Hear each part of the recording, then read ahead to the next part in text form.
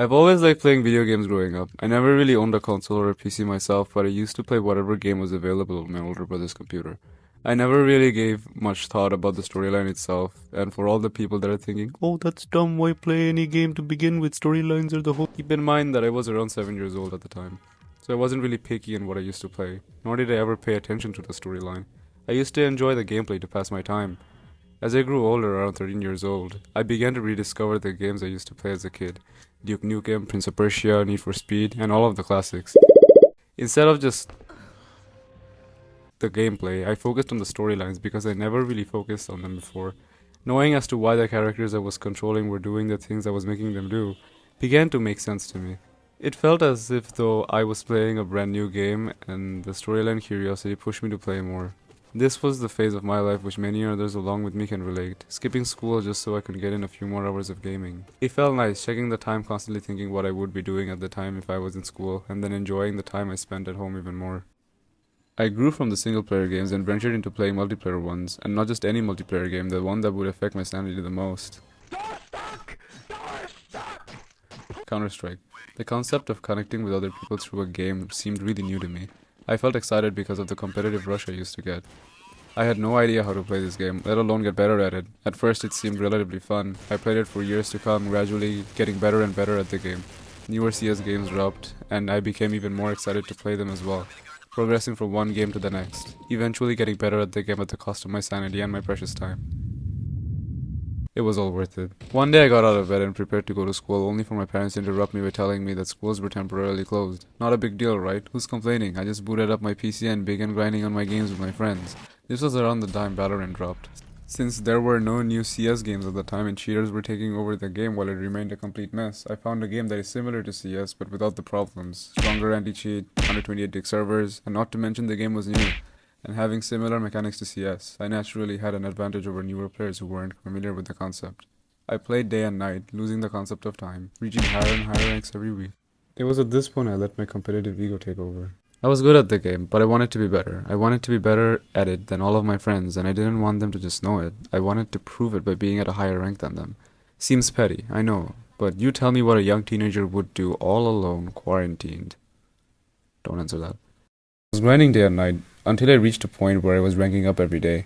And because of the ranking system in Valorant, this wasn't difficult to do with consecutive wins compared to, After a few months of grinding, I achieved the highest rank in the game, Radiant. I felt overjoyed because of the amount of time I put into it. I think it would feel nice and fulfilling, achieving something that was worth so much time. But it really wasn't. All I achieved was a slight ego boost, and that was kind of it. Hours of gameplay and grinding, all coming to an end. It seemed anticlimactic. I eventually got off the game and everything else seemed different. The game didn't feel as enjoyable anymore. I went so far to be better. I forgot to make memories that I was supposed to. I eventually stopped playing the game, and it just hasn't been the same way since. I still find myself going onto the game to play for an hour or two once in a while, but it's mostly because I feel bored and would like to spend some time relaxing. That's all it is now. I wonder what drove me to feeling this way. Is it that all games we play would inevitably feel like this? I thought I was the only one to experience this, but the more I go online and on social media, I realize that I'm not the only one. There are many others like me who also circled around the entire concept of apathy towards video games. It is actually fairly common. Most of us still play the game even though it does not feel the same, just in hopes to feel what we used to feel when we were kids. But it never really feels the same. I thought of a few concepts as to why this may be the case. Growth is the most important trait in a human being. When we begin playing a new game, we grow to learn it. We slowly get better at it, feeling more and more fulfilled each time we get rewarded by a higher rank, pushing us to grind further and better. This concept of learning is infinite in the life around us, but very limited when it's within a video game. You will eventually get better than most of the player base, then have no more room to grow. The developers of most multiplayer shooters try changing the concept of the game by bringing a change in the video game, otherwise known as meta, to not let the game become stale. The very concept of the game would never change. Fortnite will always involve being the last person alive, Valorant will always remain a 5 vs 5 competitive shooter, Counter-Strike would always involve having... Why are you pushing on air, yeah? What? Nothing changes, we stop growing. This gives us the feeling of emptiness. As life goes on, you have to eventually grow apart from your gaming life. Other matters become more important to you. You think to yourself and wonder if playing all my life is all I want to do. Most would disagree. Some of us just want to get a partner, to give ourselves more life, other than playing video games all day. Unfortunately, some of us feel fulfilled by this and live in the same endless cycle. But most of us want to grow more. They want to be better. They prioritize other things in life that matter. Some would try to be more financially free and grow. Others would like to spend more time with their loved ones, other hobbies that help them grow more. Slowly, the concept of gaming becomes a thing of the past. Some of you may argue that there are people who make videos by playing video games as content creators. Keep in mind that they are just a small handful of people in millions, and not all of us have the luxury of having the same profession as they do.